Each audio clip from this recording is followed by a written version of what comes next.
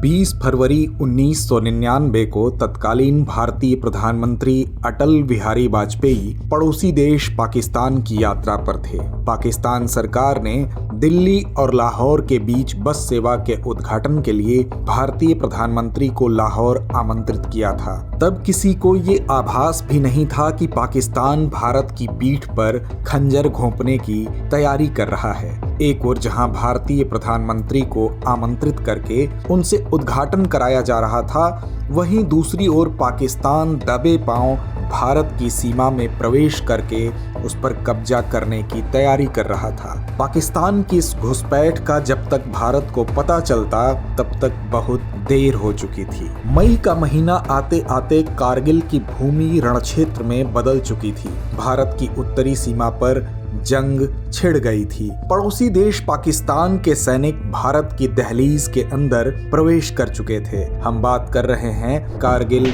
युद्ध की।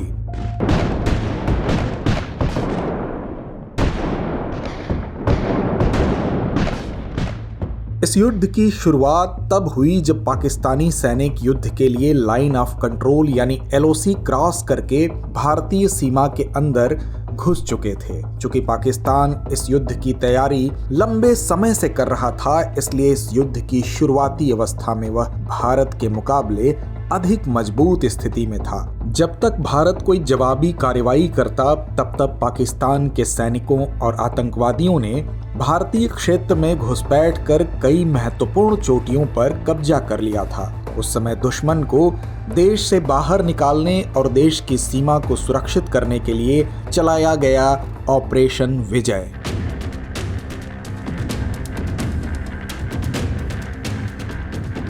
और जैसा कि ऑपरेशन का नाम रखा गया था, भारत की इस अभियान में विजय भी हुई, लेकिन इस विजय की कीमत बहुत भारी थी। अभियान की सफलता के लिए कई वीर सैनिक शहीद हो गए। आज कारगिल दिवस के मौके पर हम ऑपरेशन विजय के बारे में बात करेंगे और जानेंगे कि कैसे भारतीय सैनिकों के अदम्य साहस और वीरता पूर्वक बलिदान ने पाकिस्तानी सेना के छक्के छुड़ा दिए और उसे पीछे हटने पर मजबूर कर दिया। कारगिल युद्ध मई से जुलाई 1999 तक तत्कालीन जम्मू कश्मीर राज्य के कारगिल जिले में हुआ था। चूंकि अधिकांश चोटियों पर पाकिस्तानी घुसपैठियों और सैनिकों का कब्जा था, फलस्वरूप उनके लिए भारतीय सैनिकों को निशाना बनाना अधिक आसान था।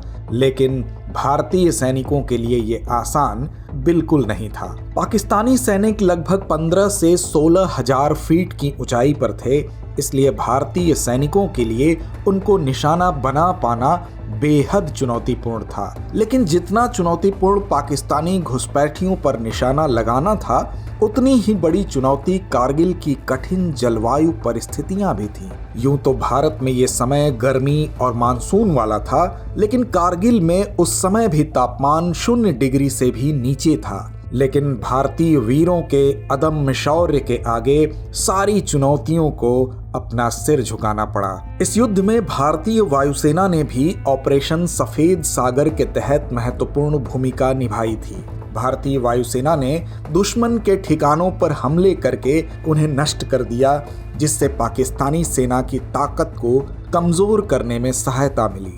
भारतीय सेना ने जीत की शुरुआत की टाइगर हिल्स पर अधिकार के साथ और धीरे धीरे दुश्मन द्वारा कब्जा किए गए सभी क्षेत्रों पर भारतीय जवानों ने पुनः अधिकार कर लिया। ऑपरेशन विजय के दौरान कैप्टन विक्रम बत्रा को .5140 और 17,000 फीट की ऊंचाई पर स्थित .4875 पर अधिकार करने का मिशन दिया गया। विक्रम बत्रा ने अपने दोनों लक्ष्य प्राप्त कर लिए, लेकिन .4875 पर अधिकार करते समय विक्रम बत्रा शहीद हो गए। .4875 को कैप्टन के सम्मान में विक्रम बत्रा टॉप नाम दिया गया।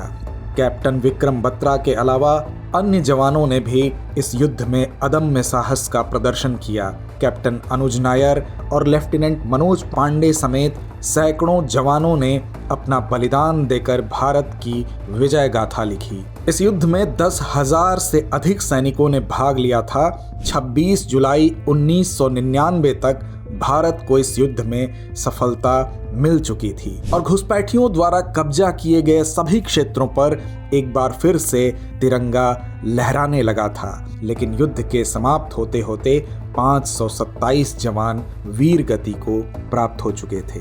यूं तो 14 जुलाई आते आते भारत की इस युद्ध में विजय हो चुकी थी, लेकिन 26 जुलाई 1999 को तत्कालीन प्रधानमंत्री अटल बिहारी वाजपेयी ने आधिकारिक तौर पर युद्ध की समाप्ति और ऑपरेशन विजय की सफलता की घोषणा की। युद्ध समाप्त होने के बाद युद्ध में शामिल 4 जवानों को परमवीर चक्र और 11 जवानों को महावीर चक्र से सम्मानित किया गया। इनमें से कैप्टन विक्रम बत्रा और लेफ्टिनेंट मनोज पांडे को मरणोपरांत परमवीर चक्र से सम्मानित किया था। हर साल 26 जुलाई को हम कारगिल विजय दिवस मनाते हैं, जो 1999 में भारतीय सशस्त्र बलों की पाकिस्तान के खिलाफ कारगिल युद्ध में विजय की याद दिलाता है। कारगिल विजय दिवस भारतीय सेना की वीरता, साहस और समर्पण का प्रतीक है।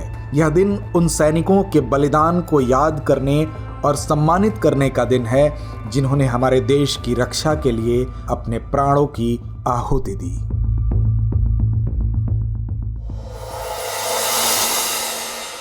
डियर व्यूअर्स, अपने एग्जाम की तैयारी को और बेहतर करने के लिए हमारे चैनल को लाइक, शेयर और सब्सक्राइब करना न भूलें।